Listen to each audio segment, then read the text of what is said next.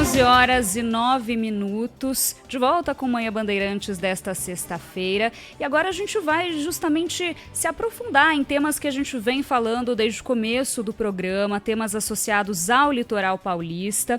A gente trouxe ontem vários relatos de ouvintes sobre falta d'água na região da Baixada Santista, em especial cidade do Guarujá, com falta d'água, também Praia Grande e Bertioga.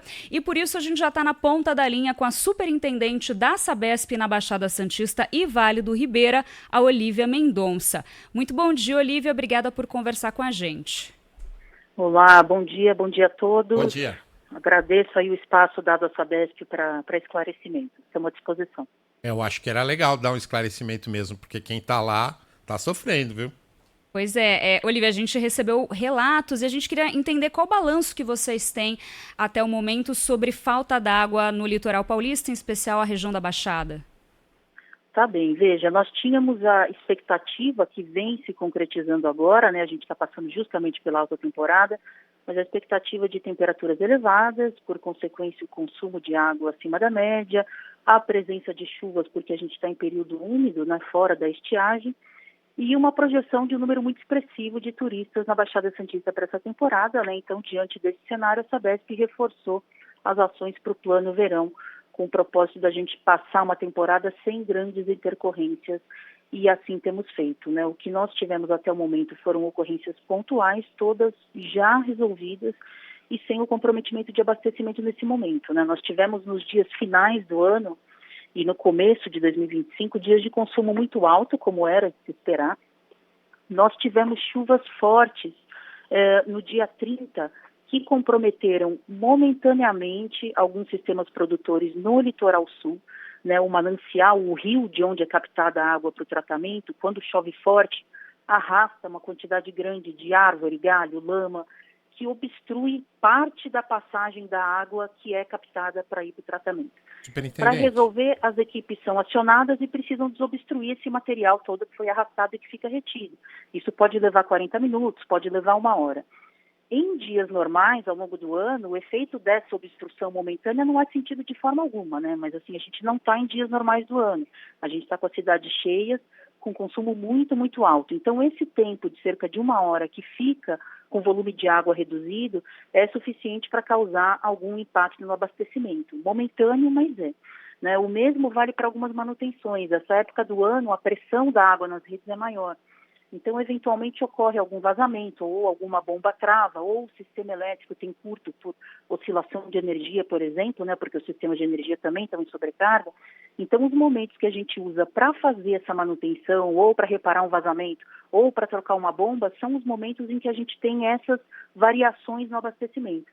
Agora, veja, são oscilações de pressão, não é falta de água geral de forma alguma. Mas a senhora está dizendo, que são situações pontuais. Ora, para fulano, ciclano ou beltrano que passou o Réveillon lá, não é pontual, acabou com o Réveillon dele, sem água, né?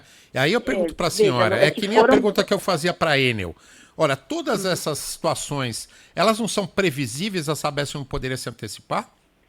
Elas são previsíveis, a gente deixa justamente as equipes que atuam separadas logisticamente, justamente para ter uma atuação de prontidão em caso de ocorrência, e é o que eu falei, elas levam algumas horas. Havendo a necessidade de manutenção, a gente está ali de prontidão para atender e leva, 40 minutos, 1 hora. Não dá para contratar mais gente na época do verão? Sim, a gente contratou 170 novos funcionários justamente para reforçar as equipes. Agora, veja, quem sente esses efeitos são, via de regra, os imóveis que não têm a caixa d'água interna, que inclusive é uma obrigação legal, justamente para assegurar o abastecimento por 24 horas em momento em que é necessária alguma manutenção. Né? Então, tivemos sim alguns problemas, né? Sendo mais específica, né? Vocês até passaram alguns endereços aqui para a gente, né? Em Santos nós não tivemos problema algum, o número de ocorrências até mais baixo do que ao longo do ano, né? Nos causa até estranheza ouvir que há relatos de falta d'água em Santos. Se puder detalhar melhor os endereços, a gente vai ver caso a caso, porque é nosso dever, mas asseguro que os poucos casos que foram registrados foram devidamente vistoriados e resolvidos assim, nas horas seguintes, né? Então, estivemos em condições totalmente satisfatórias durante o Natal e o Ano Novo. São Vicente a mesma coisa, a gente vistoriou, inclusive, esses endereços que foram repassados pela produção da rádio, né? Os imóveis que reclamaram foram 3 endereços. 2 deles, em 2 dos endereços, os moradores tinham abastecimento direto pela rua, né? E não tinha caixa d'água no imóvel. E um deles, de fato, teve uma interrupção momentânea, porque teve um vazamento na rua, a gente fez o conserto, mas a gente lembra também que esse cliente não registrou a reclamação na Sabesp, né? Foi direto na imprensa. E aí a gente aproveita e faz um alerta aqui para a importância do cliente registrar a ocorrência nos canais de atendimento da companhia, né? Porque senão não gera rastreabilidade. Por vezes o cliente reclama direto na imprensa ou vai direto na rede social do prefeito. Então, toda demanda de água e esgoto precisa ser registrada nos canais de atendimento da companhia. Mas esse terceiro caso foi feito o vazamento e foi normalizado. Então, assim, o imóvel fica, de fato, leva um tempo a recuperar, mas ele fica ali 1 hora e meia com aquele abastecimento interrompido. Se ele não tem a caixa d'água, de fato, fica realmente interrompido. Se ele tem, a caixa d'água assegura o abastecimento do imóvel enquanto a manutenção está ocorrendo. Superintendente, mas um dos relatos aqui também tem a ver com a pressão da água, que a pressão é muito baixa e aí não enche a caixa d'água. A gente tem relatos disso em Bertioga, não só na cidade em si, mas também nos condomínios, o Costa do Sol, o Morada da Praia em Boracéia. A água ela chega com uma pressão tão baixa que não enche as caixas d'água, mesmo as pessoas que têm a caixa d'água interna ali na casa. Isso pode acontecer em Bertioga, principalmente pelo motivo que eu mencionei da chuva forte, né? Ela impactou a qualidade da água, a água ficou sem condições de tratamento por algumas horas, e aí reduz a pressão em horários de pico, né? E aí o que a gente faz nesse sentido? A gente aciona a contingência. Então, todo imóvel que tiver com uma pressão de água insuficiente para subir na caixa d'água, ou mesmo os que não têm a caixa d'água, que tem o abastecimento direto, a gente encaminha o caminhão-pipa para abastecimento gratuito desse imóvel até que o sistema se restabeleça. É o que eu falei, leva algumas horas para se restabelecer. Então, para esses casos, a gente aciona, temos não só a frota própria, mas contratamos também frota adicional com motoristas, justamente para esses momentos. E as demandas estão sendo suficientes, assim, não há fila de caminhões-pipas aguardando, estão sendo suficientes. Bertioga, de fato, foi afetada, foi o município que mais sentiu a partir do dia 30 chuvas fortes, né, que afetou principalmente o setor de Itapanhaú e Boracéia. Né? A Boracéia tem um agravante ainda porque tem muita ocupação irregular, são ligações clandestinas que acabam comprometendo o abastecimento do que é regular, né? São ligações feitas à revelia, com muitos pontos de vazamento. Mas, de qualquer forma, mesmo para esses pontos, a gente disponibiliza para quem está com problema de pressão na água, o caminhão-pipa para atender de prontidão cada um desses imóveis com problemas de pouca pressão. Porque, olha, a gente tem casos aqui de pessoas que estão desde o dia 31 até agora, dia 3, sem a pressão. Então, por favor, para quem quiser precisar desses caminhões-pipa que tiver sem pressão, encaminha para onde? Como é que a pessoa pode entrar em contato e solicitar um desses caminhões-pipa quando não tiver pressão da água? Com toda certeza. Façam o registro nos canais de atendimento da Sabesp, está disponível 24 horas, eu vou passar os telefones. A central telefônica é o 0800 055 0195. Nós temos também o WhatsApp da companhia, o número é 11 33 88 8000, 11 33 88 8000. E a própria agência virtual, que é o endereço agenciavirtual.sabesp.com.br. Então, é de extrema importância que essas pessoas que estejam com problemas façam o registro para que crie a rastreabilidade aqui nos nossos sistemas e a gente possa atender com a urgência que cada situação exige. Deixa eu fazer uma pergunta para a senhora, porque eu me lembro que no ano passado essa mesma situação ocorria. Falta de água, especialmente no Guarujá. E à época a gente entrevistava um porta-voz da Sabesp que dizia o seguinte: não, olha, não vai acontecer mais porque nós estamos fazendo investimentos e esses investimentos vão gerar aí a solução para o problema. Os investimentos foram feitos? Sim, os investimentos foram feitos.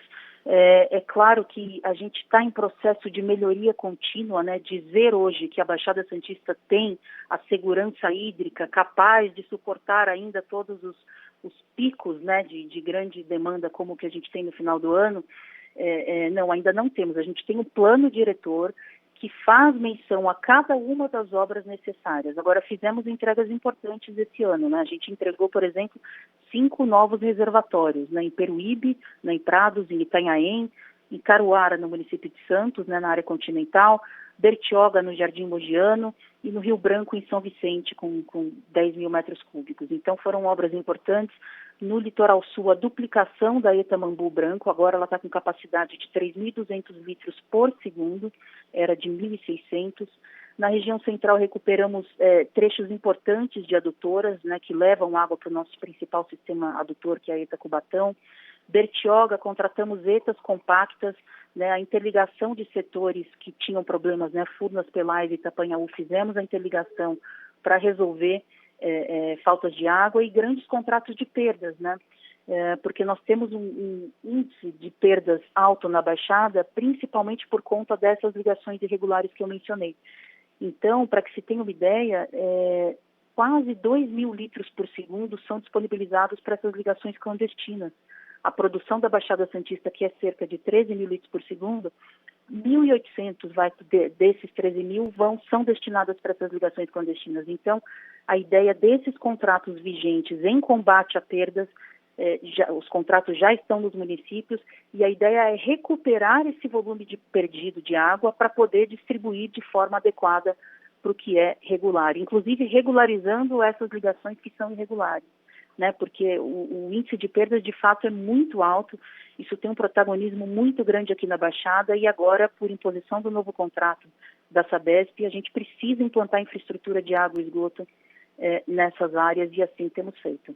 Superintendente, olha, não para de chegar chamada aqui de ouvinte reclamando da situação de falta de água agora e sempre, inclusive em casas com a caixa d'água a qual a senhora se referia que é necessária. Mas nós vamos fazer o seguinte, a gente está com o tempo curto e a gente quer fazer uma última pergunta para a senhora que a Mayra tem. Nós vamos encaminhar todas essas reclamações aqui para a sua assessoria para que as providências sejam tomadas, porque o Manhã Bandeirantes está sempre do lado do consumidor, da população, tá certo? Sem dúvida, não tenha dúvida de que cada caso será avaliado, tratado e resolvido. Tenha nosso compromisso. E, superintendente, só para a gente tocar num outro assunto rapidamente, que é uma pauta importante do dia de hoje, que são as viroses no litoral paulista. O coordenador de vigilância sanitária do Guarujá, o Marco Chacon, falou ao vivo na Band News FM um pouquinho mais cedo. Ele disse que a água distribuída e vendida no município vai ser analisada pelo Instituto Adolfo Lutz. Ele citou que a chance maior é que justamente a água é que esteja provocando essas viroses. A gente tem um trechinho aqui da fala dele. A gente já tem certeza que a água é o veículo que está fazendo esse processo de contaminação. O Instituto Adolfo Lutz já foi acionado por nós, mas ainda não deu retorno para a gente saber qual tipo de vírus ou bactéria deve ser um vírus e está ocasionando esse tipo de infecção.